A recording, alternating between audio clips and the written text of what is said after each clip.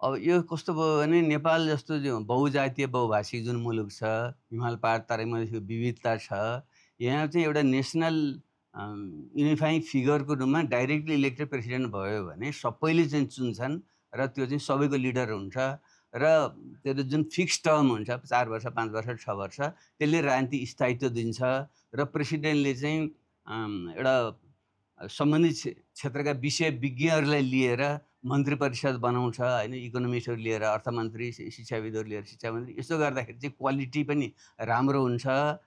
त्यो सिस्टममा त्यसैले डाइरेक्टली इलेक्टेड प्रेसिडेन्ट सिस्टममा जानुपर्छ। तर पार्लियामेन्ट चाहिँ सँगसँगै फेरि यहाँको जुन डाइभर्सिटी छ त्यसलाई व्यवस्थापन गर्नको निम्ति फुल्ली प्रोपोर्सनल चाहिँ पार्लियामेन्ट चाहिँ बनाउनुपर्छ र त्यसले चाहिँ कानुन बनाउने काममा केन्द्रित हुन्छ भने यो मोडेलले हामीले प्रेसित गरेका थियौँ। मैले नै त्यो तत्कालीन माओवादीको तर्फबाट ड्राफ्ट बनाएर पेश गरेको थिएँ। तर चाहिँ संविधान सभामा त्यो सहमति हुन सकेन। तर म प्रधानमन्त्री भएको बेलामा 2069 सालको जेठ 2 गते एउटा सहमति बनेको थियो। त्यसमा मिक्स्ड प्रकारको एउटा फ्रेन्च प्रकारको चाहिँ model prime minister president direct elected तर चाहिँ प्रेसिडेन्टले नोमिनेट गर्ने प्राइम मिनिस्टर पनि यस्तोमा सहमति भएको थियो। तर चाहिँ पहिलो कन्स्टिट्युन्ट एसेम्ब्लीको अन्त्य भएपछि दोस्रोमा सहमति हुन सकेन।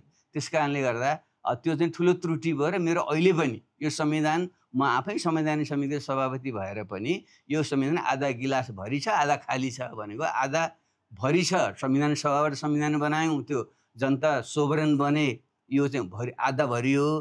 तर चाहिँ डाइरेक्टली इलेक्टेड प्रेसिडेन्ट सिस्टममा जान सकेनौँ, त्यो चाहिँ आधा खाली छ भन्ने मेरो चाहिँ भनाइ।